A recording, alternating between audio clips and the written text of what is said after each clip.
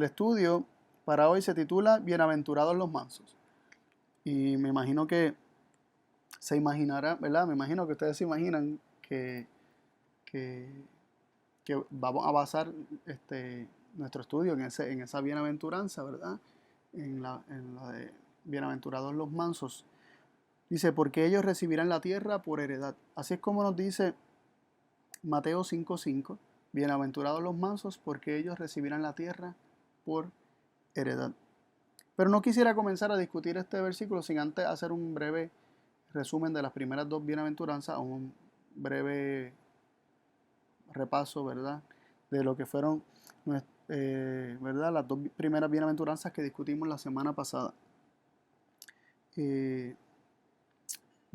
Hablamos de bienaventurados los pobres en espíritu y hablamos de bienaventurados los que lloran. Y estuvimos viendo cómo esta pobreza espiritual es una humildad, realmente un reconocimiento de una necesidad espiritual. Es aquellos que realmente se sienten pobres espiritualmente, que necesitan de las riquezas que tiene Cristo para dar y reconocen su necesidad de Cristo. Y son bienaventurados porque reconociendo su necesidad pueden recibir, ¿verdad?, la bendición, ¿verdad? Pueden heredar el reino de los cielos, pueden recibir el reino de los cielos.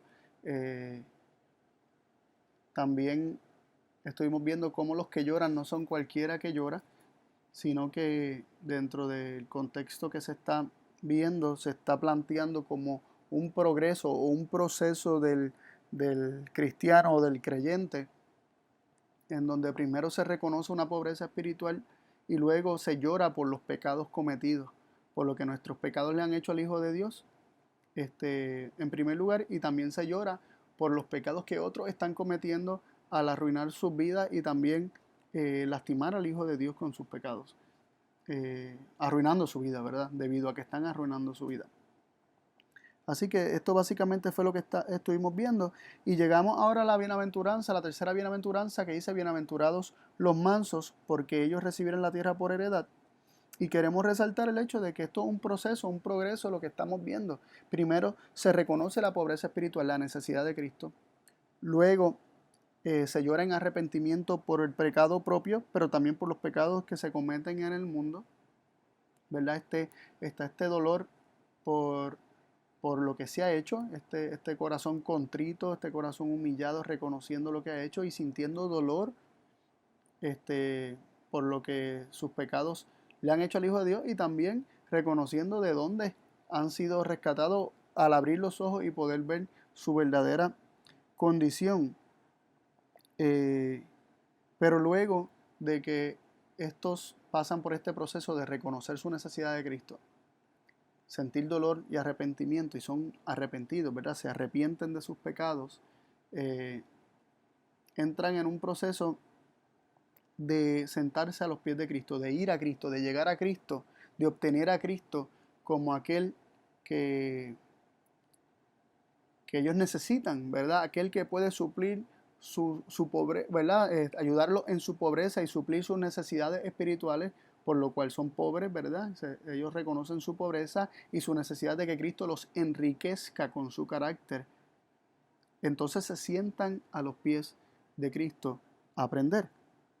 Y quisiera leer Mateo 11:29. Son palabras de Jesús. Mateo 11:29, Jesús dijo: llevad mi yugo sobre vosotros y aprended de mí, que soy manso y humilde de corazón, y hallaréis descanso para vuestras almas. Interesante cómo la imagen que nos pinta, ¿verdad?, las bienaventuranzas en conexión con este versículo es la imagen de una vez arrepentido y vuelto a Cristo y reconociendo nuestra necesidad de Él, acudiendo a Él, nos sentamos a sus pies para aprender como un estudiante aprende de un maestro. Lo reconocemos como maestro y nos sentamos a aprender de Él. Jesús dice: aprended de mí, que soy manso y humilde de corazón. Y no solamente nos está instando a ser mansos como Él es manso, sino literalmente a sentarnos a sus pies para aprender de aquel que es manso y humilde. Aunque Él es el maestro y aprendemos del maestro, este maestro nos enseña que Él es manso y humilde, que aún siendo maestro, Él es manso y humilde de corazón. Y aprendiendo la mansedumbre de Cristo, sentándonos a sus pies, contemplándolo, viendo su mansedumbre, nosotros eh, somos aprendices, ¿no? Aprendemos de esa mansedumbre, aprendemos de esa humildad y en el proceso hallamos descanso para nuestras almas. Y, y me viene a la mente, ¿verdad? Este principio, podríamos decir, o una realidad de que nosotros, eh, todos nosotros en algún momento hemos estado expuestos a alguna persona que sentimos que con su presencia, con sus acciones, con sus palabras, personas llenas de Dios, eh, llenas del Espíritu Santo de Dios, nos inspiran paz, nos dan tranquilidad. Pero también hemos estado expuestos a otras personas que con su temor, con su miedo, con su ira, con su contienda constante, nos ponen en estrés. Y de alguna manera nos contagiamos con ese estrés y no nos inspiran paz. Y, y vemos cómo sentados, este versículo nos está hablando de que sentados a los pies de Cristo, ¿verdad? Aprendiendo de Él, recibiéndolo como nuestro Maestro y contemplando en Él su mansedumbre y su humildad y aprendiéndola, entonces hallamos descanso para nuestras almas. Así que el resultado de ver la mansedumbre de Cristo es sentir paz en el corazón. La paz que Cristo siente en su corazón, Él la transmite a todos aquellos que entran en contacto con Él. Y me parece hermoso este versículo y esa imagen, ¿no? de sentarse a aprender de Cristo y, y ver su mansedumbre, ver su humildad y la paz que hay en su corazón es transmitida por medio de esa mansedumbre que es manifestada.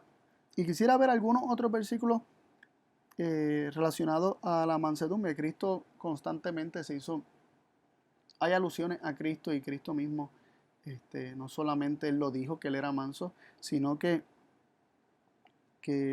versículos del Antiguo Testamento fueron citados en el Nuevo Testamento haciendo referencia al Mesías como siendo manso, como por ejemplo Mateo 21:5, que dice: decid a la hija de Sión, he aquí tu rey viene a ti, manso, y sentado sobre una asna, y sobre un pollino, hijo de bestia, de yugo. Así vemos, ¿verdad? Haciendo referencia a la entrada triunfal de Jesús, que Jesús es referido por la profecía como manso. Y esto es parte, ¿verdad?, de lo que es el fruto del Espíritu, y el fruto del Espíritu de Cristo. Eh, dice Gálatas 5:22 y 23, mas el fruto del Espíritu es amor, gozo, paz, paciencia, benignidad, bondad, fe, mansedumbre, templanza. Contra tales cosas no hay ley. Está la mansedumbre ahí como parte del fruto del Espíritu, es parte del carácter de Dios, y Cristo que vino a revelarnos a Dios, Cristo que vino a manifestar cómo es su Padre y que es lo único que ha hecho siempre, ¿no? Aún en el Antiguo Testamento el ángel de Jehová lo que hacía era representar a Dios, era el mensajero de Dios, era comunicaba las palabras de Dios, representaba a Dios y nos revelaba también cómo es Dios. Y a los profetas les revelaba también la palabra de Dios. Cristo es el testigo fiel y verdadero. Él da testimonio fiel y verdadero de cada una de las palabras de Dios y de cómo es Dios. También quisiera que consideráramos otros versículos que nos van a ayudar a tener una idea entonces de qué implica la mansedumbre, ¿verdad? Aunque nosotros podríamos tener una idea de lo que significa ser manso o significa la mansedumbre, podemos dejar que la misma Biblia sea la que explique la mansedumbre, porque naturalmente nosotros nos resistimos a esto y aunque no nos damos cuenta, luchamos con la idea de ser mansos. Por ahí hay un refrán, ¿verdad? Que se decía mucho antes, hace tiempo no lo escucho, pero antes se decía mucho: soy manso pero no menso. Y, y ¿verdad? No se encuentra en la Biblia ese tipo de declaraciones en lo absoluto. Así que quisiéramos ver en la misma Biblia cómo es la mansedumbre y cómo se aplica en la vida, porque la mansedumbre de hecho no es una característica que se tienda a alabar en este mundo. Este mundo se alaba al desafiante, este mundo se alaba al, al irreverente, este mundo alaba al atrevido, al osado, pero la mansedumbre no se tiende a alabar. Sin embargo, Jesús dice, bienaventurados los mansos, porque ellos recibirán la tierra por heredad. Leemos en 1 Pedro 3:4. Perdón, 3:3, vamos a leer el versículo 3, pero el que nos queremos concentrar en el 4, pero vamos a leer desde el 3 para que tengan una idea de qué está hablando. Hablando Pedro acerca del adorno de las mujeres, dice, el adorno de las cuales no sea exterior con peinado ostentoso y atavío de oro, ni en compostura de ropas, sino el adorno interior del corazón sea sin corrupción y de espíritu agradable y pacífico, lo cual es de grande estima delante de Dios. Cuando habla de espíritu agradable, la palabra es manso, es la misma, de espíritu manso y pacífico, lo cual es de gran estima delante de Dios. Se está exhortando a las mujeres que no se adornen exteriormente o no se afanen por el adorno exterior, sino que se enfoquen más en el adorno interior. Y dice que el adorno interior sea sin corrupción, de un espíritu agradable, de un espíritu manso. Y dice, y pacífico. Y ahí vemos cómo la mansedumbre está conectada con la paz, ¿verdad? Un espíritu manso, agradable, pacífico. Dice, lo cual es de grande estima delante de Dios. Así vemos cómo los hombres estiman unas cosas, pero Dios estima otras cosas. El hombre estima, como mencioné, la osadía. El hombre estima y valora aquel espíritu desafiante, aventurero y que parece no temerle a muchas cosas, ¿verdad? Y atrevido en muchos aspectos. Pero aquí se nos dice que lo que es de grande estima delante de Dios es el espíritu manso, el espíritu agradable y pacífico. Eso es lo que es de gran estima para Dios y para su reino. Vemos cómo Jacob, a diferencia de su hermano, era pacífico. Y sí cometió errores y mintió y hizo cosas que no estaban bien. Pero su carácter era mucho más hermoso a los ojos de Dios, el carácter de Jacob, que el carácter de Esaú, que era agresivo, era desafiante, era atrevido, era aventurero, era arriesgado, era dado a la guerra, a la caza, a todas estas cosas. Sin embargo, aquel que era de espíritu manso, de espíritu pacífico, fue el que desde su nacimiento, Dios había dicho que sería el que recibiría la bendición de la primogenitura. Y nada, con esto solamente quiero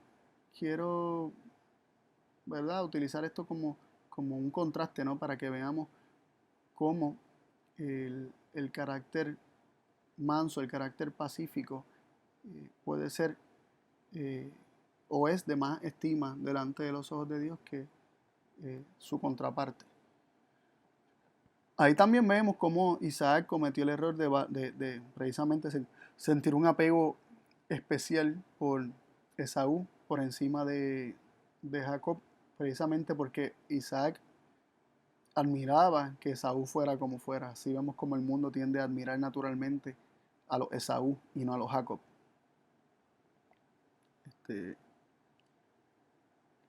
También quisiera leer Salmos 25:9 para seguir ampliando el concepto de la mansedumbre. Vemos que la mansedumbre y ser manso y pacífico es de gran estima delante de Dios. Salmos 25:9 dice, encaminará a los humildes por el juicio y enseñará a los mansos su carrera. Así vemos cómo los mansos son dóciles, se dejan enseñar. Dice que Dios no solamente encamina a los humildes por el juicio, que son los que reconocen, eh, ¿verdad? Que reconocen que tienen una necesidad, que reconocen una condición propia, no necesariamente buena, que reconocen que son pequeños a sus propios ojos, ¿verdad? Que aceptan que se les indique lo que es correcto y lo que no es correcto, sino que también se nos dice que Dios enseña, instruye a los mansos su carrera, el camino por el cual deben andar, el plan de Dios para la vida de ellos. Los mansos son instruidos, porque los mansos son dóciles, los mansos se dejan enseñar. Los mansos no rehuyen aquello que Dios les muestra. Los mansos realmente escuchan. Los mansos no son impulsivos. Si podríamos decir que impulsivo podría ser como un antónimo de mansedumbre. Así que los mansos reciben instrucción, se dejan enseñar. Esa otra característica. Vemos que desde el principio estuvimos viendo que Jesús dice: aprended de mí que soy manso y humilde de corazón, y hallaréis descanso, hallaréis reposo, hallaréis paz. Asimismo, los mansos aquí se nos está presentando en el Salmo 25:9 como que son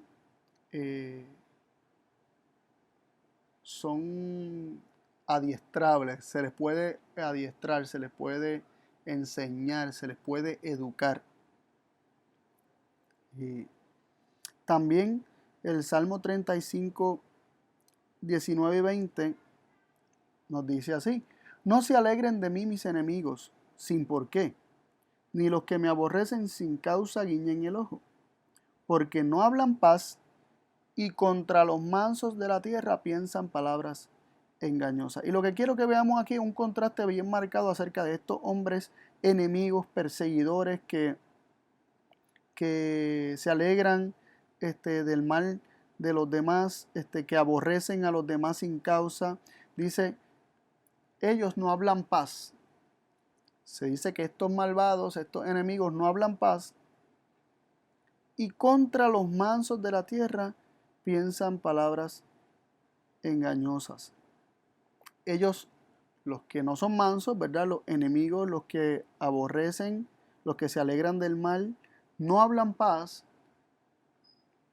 y piensan palabras engañosas contra los mansos. Así que contrapuesto a la mansedumbre de los mansos, tenemos a unos perversos que lo que hacen es no hablar paz. Y eso nos deja saber a nosotros que los mansos sí hablan paz. Los mansos sí hablan paz. Y aquellos que no son mansos no tienen paz. Y por lo tanto no pueden hablar paz. Miren cómo dice el Salmo 37:11. Pero los mansos heredarán la tierra y se recrearán con la multitud de la paz.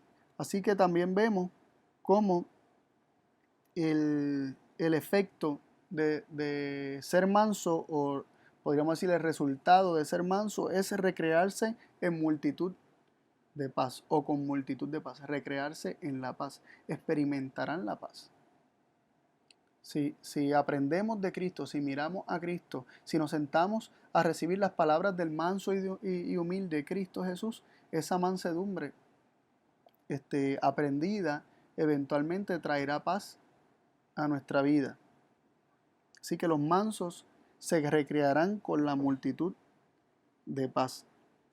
También queremos leer en 2 de Timoteo 2, 24 y 25.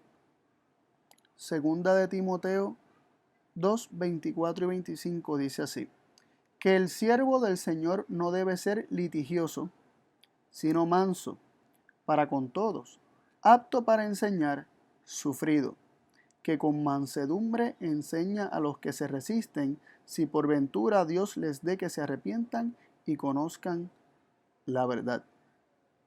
Y me llama mucho la atención estos dos versículos. En primer lugar, porque se nos presenta cómo debe ser el siervo del Señor. Aquel que dice servir a Dios, aquel que dice seguir a Jesús.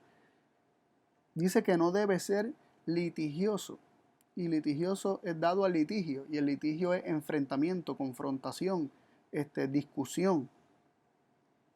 Por lo tanto, el que es siervo del Señor no debe ser litigioso, no debe ser confrontativo, no debe estar enfrentándose ni dado al enfrentamiento con otras personas, ni tampoco dado a las discusiones con otras personas. Entonces se nos presenta como la mansedumbre, como lo contrario. Dice, no debe ser litigioso, sino manso para con todos. Así que aquí se nos define la mansedumbre, no solamente hablándonos en cuanto a que produce paz, o que se deja enseñar, como vimos en otros versículos, o que es de gran estima delante de Dios, sino que ya se nos está definiendo la mansedumbre como lo contrario a ser dado al enfrentamiento, a ser dado a las discusiones. Se nos presenta como lo contrario a ser litigioso.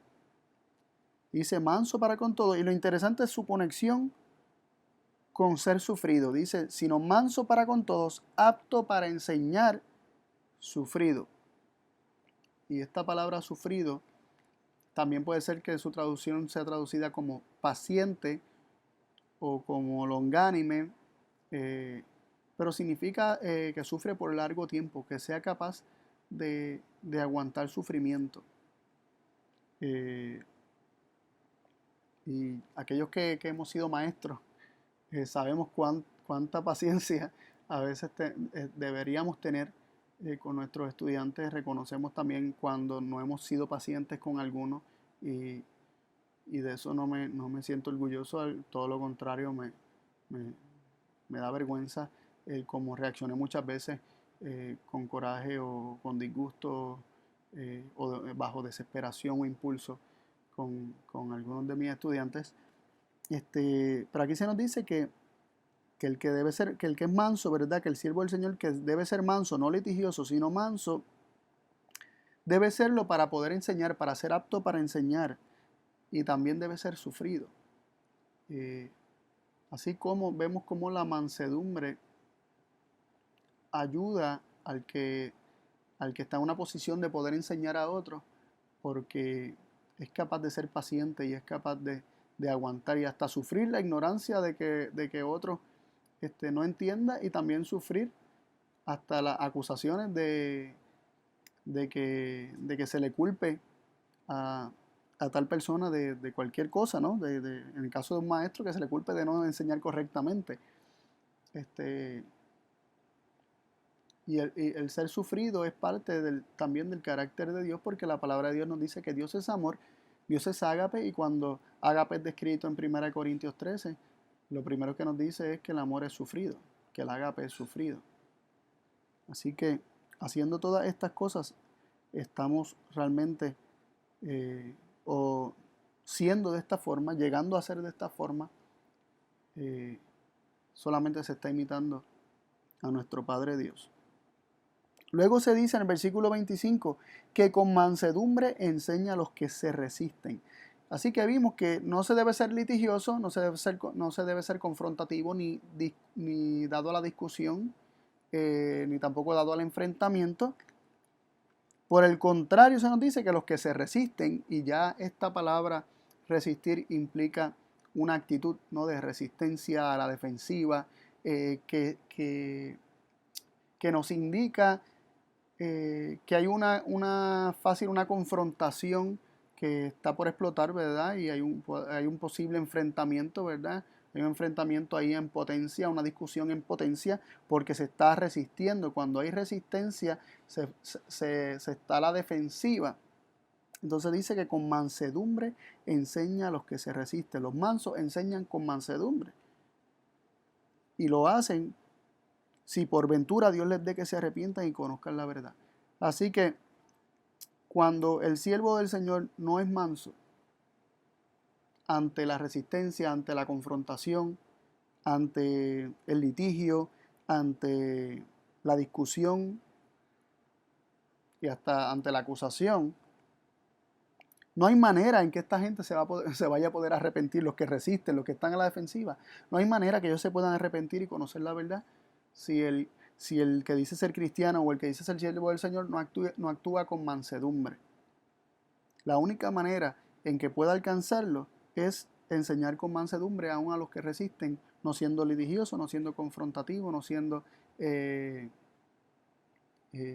no entrar en discusiones, no entrar en ataques, sino que con mansedumbre enseñar, siendo sufrido, siendo paciente.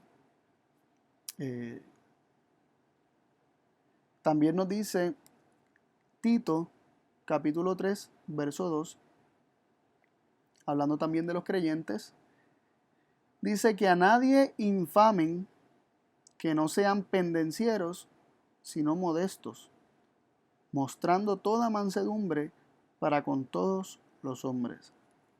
Y aquí hay un reto bien grande, no solamente al principio, ¿verdad? Que se nos dice que a nadie infamen o que no hablen mal de nadie, como pueden decir unas versiones más modernas, que no hablen mal de nadie, dice que nadie, de nadie se debe hablar mal. El cristiano dice que no sean pendencieros o también dados a las discusiones y a las confrontaciones, sino modestos, mostrando toda mansedumbre para con todos los hombres. Así que, ¿cómo se muestra mansedumbre? No hablando mal de nadie, buenos o malos, te hayan hecho o no te hayan hecho, no hablando mal de nadie, y no ser dado a la enfrentación o a la confrontación o a la discusión. Como dirían en Puerto Rico, no siendo rebulero, como dicen acá, ¿verdad? No siendo rebulero, sino mostrando toda mansedumbre para con algunos hombres. ¿Eso es lo que dice el versículo? No, dice para con todos los hombres. La mansedumbre es una forma de ser, no es algo que yo escojo del closet y me lo pongo con una persona y después me cambio de ropa y me pongo otra. No, la mansedumbre es parte del carácter de Cristo y aquellos en quien mora Cristo han de ser mansos. Y no quisiera perder la oportunidad de hablar de Moisés, que inspirado por el Espíritu de Dios, él mismo escribió en Números 12:3, y aquel varón Moisés era muy manso, más que todos los hombres que había sobre la tierra. En sus tiempos no había hombre más manso. Y no sabemos, ¿verdad? Sabemos que Cristo sí fue más manso que Moisés porque tenemos registrado algunos momentos en los que Moisés perdió la chaveta, como nosotros decimos, ¿verdad? Y se salió de su juicio y cometió errores impulsados por el coraje o por la ira. Y esta ira, pues obviamente ira de hombre, pues la ira del hombre no obra la justicia de Dios y Moisés no obró justamente en esos momentos. Pero se nos dice que Moisés era manso, más manso que todos los hombres que había sobre la tierra.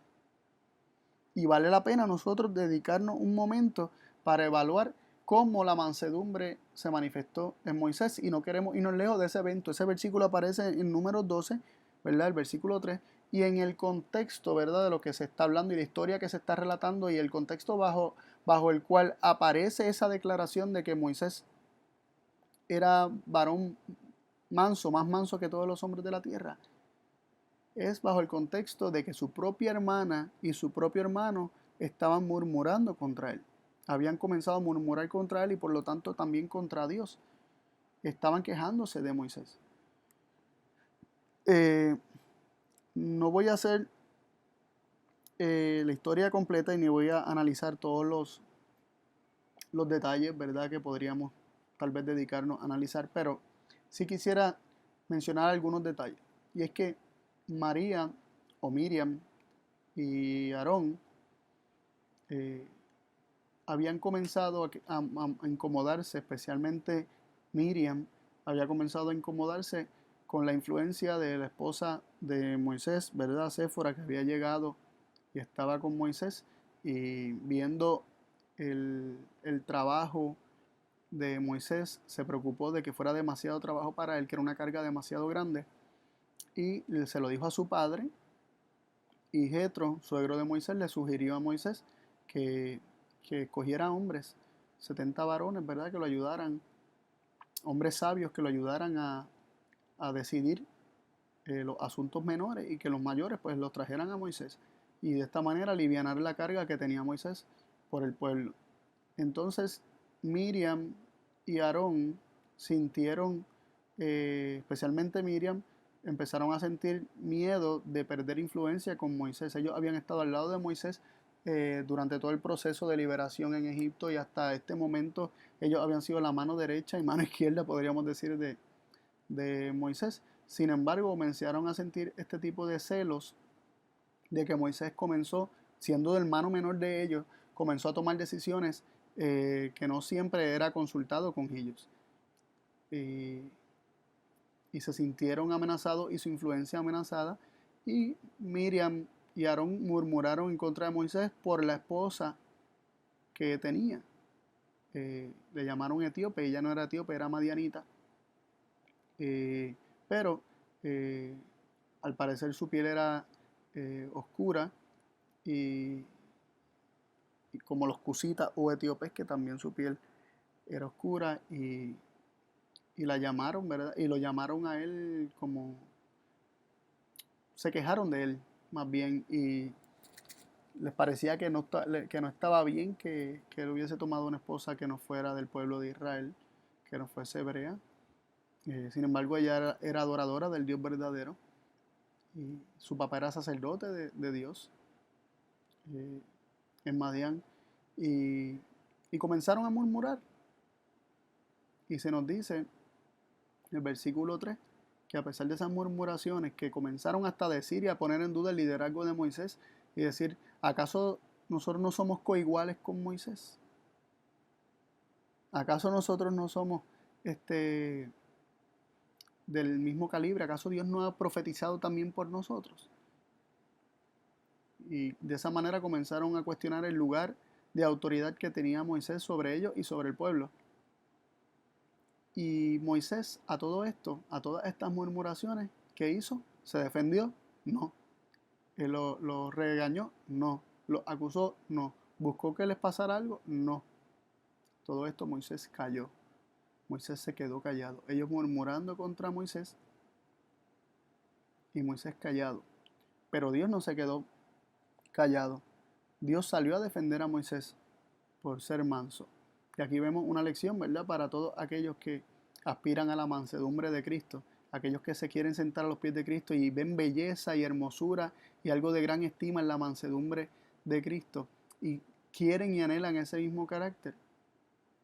En el momento donde seamos llamados a ser mansos, o sea, siempre, ¿verdad? Pero en momentos en donde nuestra mansedumbre sea puesta a prueba, o la mansedumbre de Dios en nuestro corazón sea puesta a prueba, sepamos que Dios no busca que nos defendamos.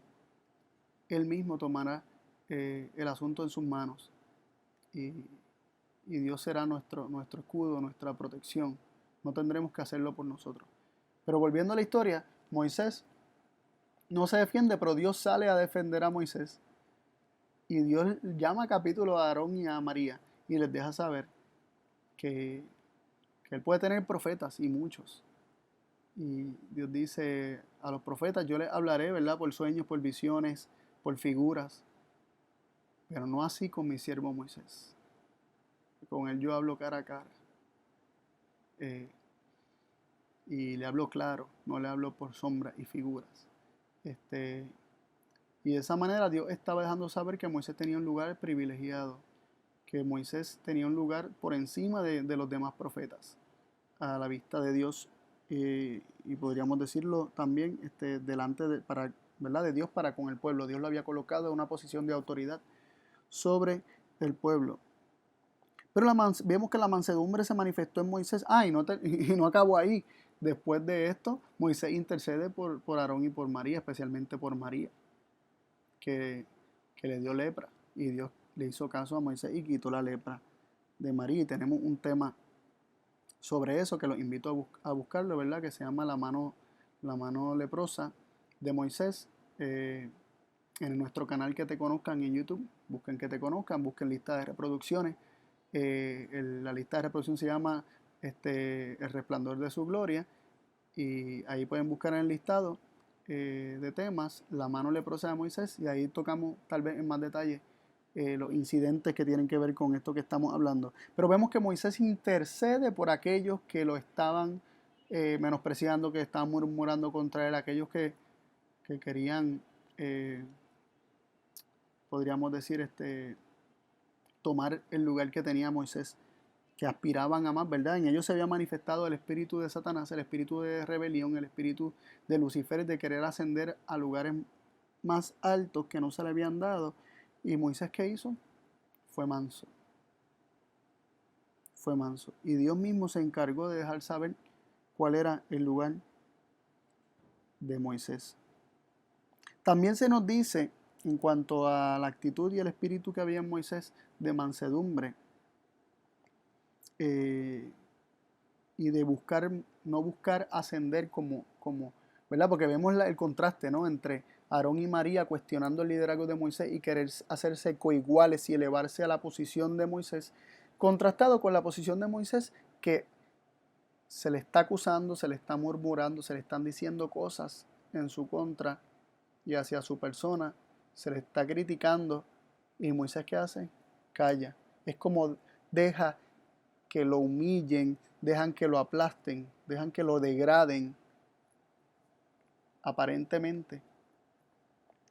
Y vemos en esa mansedumbre de Moisés se manifiesta el mismo espíritu que hubo en Cristo, ¿verdad? Moisés no estimó las posiciones ni los lugares, ni buscó defender posiciones ni lugares, ni buscó retener, ni tampoco aspirar a subir, sino que Moisés, en su mansedumbre, no solamente dejó que sus hermanos hablaran y murmuraran en contra de él, lo criticaran, lo cuestionaran, se quisieran elevar ellos mismos, sino que aún antes de eso ya Moisés tenía parte de esta mansedumbre, no del todo, pero tenía parte, y en él se manifestó aquello que también se manifestó en Cristo, porque leemos en Hebreos 11, 24 al 26, que dice: por la fe Moisés, hecho ya grande, rehusó ser hijo de la hija del faraón, escogiendo antes ser afligido con el pueblo de Dios, que gozar de comodidades temporales de pecado, teniendo por mayores riquezas el vituperio de Cristo que los tesoros de los egipcios, porque miraba a la remuneración. Moisés escogió, ¿verdad?, ser afligido con el pueblo de Dios en lugar de las comodidades. Aquel que era hijo de la hija de Faraón, Moisés, que rehusó ser llamado hijo de la hija de Faraón. Moisés rehusó ser príncipe de Egipto, escogiendo así las aflicciones del pueblo de Dios.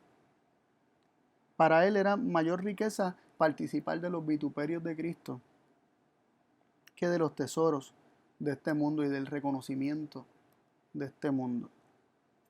Y vemos, ¿verdad?, como nos dice Filipenses 2, 6 y 7, que dice que Cristo, ¿verdad?, que siendo en forma de Dios, no tuvo por usurpación el ser igual a Dios, sin embargo se anonadó a sí mismo, tomando forma de siervo, hecho semejante a los hombres. ¿Verdad? Y por ahí continúa el versículo diciendo que y si, estando en condición de hombre, se humilló, ¿verdad? Fue obediente hasta la muerte y muerte de cruz. Se humilló hasta la muerte. ¿Y qué tipo de muerte? Muerte de cruz. Y vemos que él condesciende a bajar y a bajar para rescatar a aquel que está degradado, ¿no? Pero no busca la exaltación, no busca la gloria material, no busca el reconocimiento de las personas. Él solo busca salvar, él solo busca alcanzar a aquellos que están degradados. Y realmente fueron aquellos los que estaban degradados los que lo mataron, ¿no? Fuimos nosotros, fuimos los hombres. La experiencia de la muerte de cruz se la propinamos nosotros. Y Dios, ¿qué hace? Dios no lo deja ahí. Dice, el versículo nos dice que Dios lo exaltó y le dio un nombre que es sobre todo nombre, un nombre ante el cual toda rodilla se doblará y reconocerá que Jesucristo es el Señor, para gloria de Dios el Padre. Así que que vemos así como en el caso de Moisés, que Dios interviene en un momento dado y exalta a aquel que se humilla, exalta a aquel que es manso y que deja que lo humillen, aquel que desciende o que deja que los hombres lo aplasten.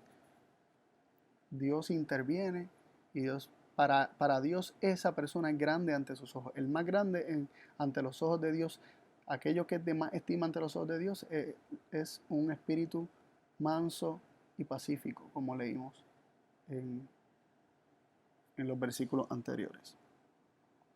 Y así como Moisés intercedió por Aarón y María, y también lo hizo con el pueblo muchas veces, aquellos que querían apedrearlo y que buscaban muchas veces su muerte, y Moisés los defendió y Moisés intercedió, se paró en la brecha.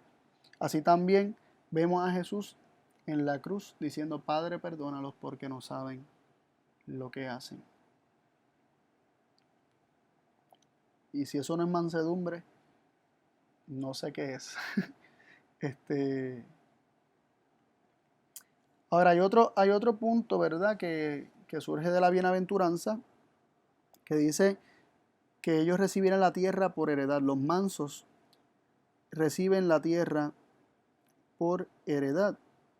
Y quisiera leer de nuevo Salmo 37:11, que lo leímos ahorita, y nos dice: pero los mansos heredarán la tierra y se recrearán con la multitud de la paz. Así que los mansos heredan la tierra. ¿Pero acaso la tierra no le fue dada originalmente al hombre? Vamos a leer en Salmo 8 del 4 al 9. Salmos 8 del 4 al 9 nos dice: ¿Qué es el hombre para que tengas de él memoria?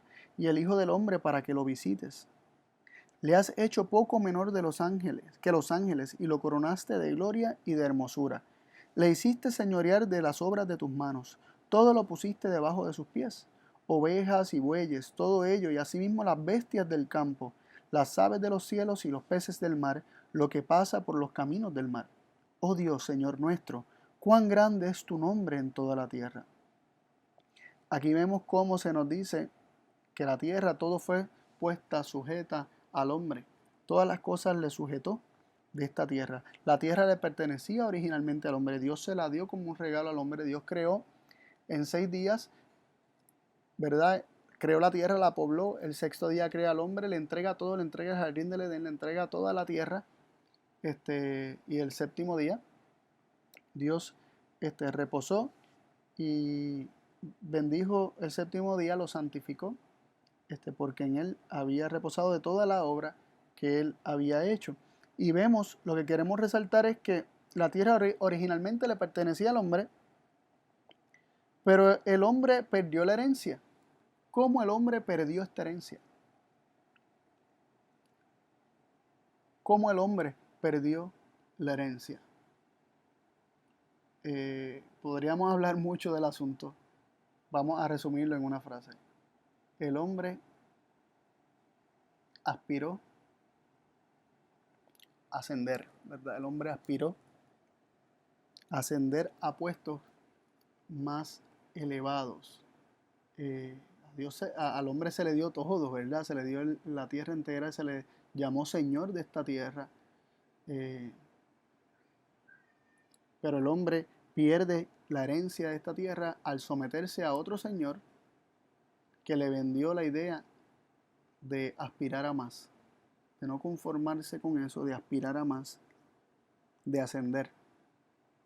Así que el hombre recibe este espíritu de ascender, este espíritu de ser coigual con Dios, este espíritu de podríamos decir, sí, exaltación propia, y al exaltarse o al querer exaltarse a sí mismo a un plano de existencia más elevado, el hombre pierde la herencia. Cuando su carácter se asemejó al de Satanás, el hombre perdió la herencia porque se sometió a Satanás y la herencia la puso en las manos del Señor al cual se sometió, en las manos de Satanás. Interesante cómo se nos dice que cuando el hombre fue creado, dice que Dios lo coronó de gloria y de hermosura, y esa gloria es el carácter de Dios, esa hermosura es el carácter de Dios. El hombre estaba investido de la gloria de Dios, del carácter de Dios y por lo tanto de esa mansedumbre. El hombre se sentaba a los pies de Cristo, era dócil para aprender. El hombre recibía visitación de Cristo porque dice, ¿qué es el hombre para que tengas de él memoria del Hijo del Hombre para que lo visites? El Hijo del Hombre, o podríamos decir el Hijo de Adán, o la descendencia de Adán, o el mismo hombre, porque dice que es el hombre, recibía visita de Dios, recibía la presencia de Dios, recibía visitas de parte de Dios. Aún en su condición de poco menor que los ángeles, como quiera estaba coronado de gloria y de hermosura, y todas las cosas estaban sujetas a él. Pero al hombre escoger otro señor, se sometió a este otro señor y la herencia la perdió y cayó en manos de este otro señor. Al hombre querer ascender cada vez más alto y intentar ser o desear ser coigual con Dios, ¿verdad? Ser como Dios, como le vendió la serpiente que podía llegar a ser. Él perdió la herencia, perdió esa gloria con la que fue coronado, perdió el carácter de Dios y su carácter vino a ser más semejante en ese aspecto al de Satanás, la búsqueda de lo propio. La búsqueda de defenderse, la búsqueda de velar por sus propios intereses, todo eso está envuelto en la caída del hombre. Y el hombre pierde esta herencia, pero la bienaventuranza dice que los mansos heredarán la tierra o recibirán la tierra por heredad. ¿Por qué? Porque los mansos han vuelto a tener el carácter que tuvieron originalmente, han vuelto a ser vestidos o coronados con gloria y hermosura, han vuelto a aprender la mansedumbre por medio de Cristo, su Maestro. Han hecho de Cristo su Maestro y han aprendido la mansedumbre a través de Cristo. Y han sido devueltos a su gloria original que radicaba en el carácter manso y humilde de Cristo en ellos. Y vemos también que aunque se perdió esta herencia, es por la mansedumbre de Cristo que Él la recupera y todos los que venzan con esa mansedumbre de Cristo la heredarán. Cristo recuperó la herencia por medio de la mansedumbre. Porque al experimentar la muerte, al dejarse humillar, al dejarse ultrajar, al dejarse violentar al punto de dejarse crucificar, y no solamente eso, sino que aún así llevando nuestras enfermedades, sufriendo nuestros dolores, experimentando la culpa de nuestros pecados, la carga de nuestros pecados, todo ese dolor que Cristo decidió llevar y decidió ser sufrido y decidió llevar con mansedumbre, aún intercediendo por aquellos que lo insultaban y lo estaban crucificando. De esa manera, experimentando esa muerte de cruz, Cristo por medio de esa muerte vence al que tenía o al que tiene el imperio de la muerte, que es el diablo, y logra rescatar a aquellos que estaban sujetos a servidumbre por medio del temor a la muerte, como nos dice Hebreos capítulo 2 versículos 14 y 15. Así que Cristo recupera la herencia, Cristo recupera lo que perdió el hombre por medio de la mansedumbre. Vemos que esa herencia que se había perdido está conservada en los cielos. Mire cómo dice Primera de Pedro 1:4. Para la herencia incorruptible y que no puede contaminarse ni marchitarse, conservada en los cielos. La herencia de la tierra, la herencia de cielos nuevos y tierra nueva, está conservada en los cielos.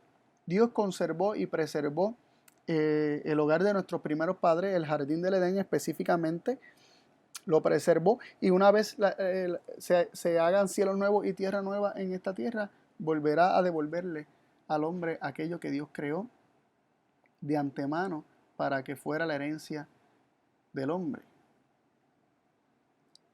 Primera de Pedro 3:9 nos dice, no volviendo mal por mal, ni maldición por maldición, sino antes por el contrario, bendiciendo, sabiendo que vosotros sois llamados para que poseáis bendición en herencia. Aquí también se nos habla no solamente de los mansos no devolviendo mal por mal, ¿verdad? Ni maldición por maldición, sino con bendición, reconociendo que somos llamados a tener bendición por herencia.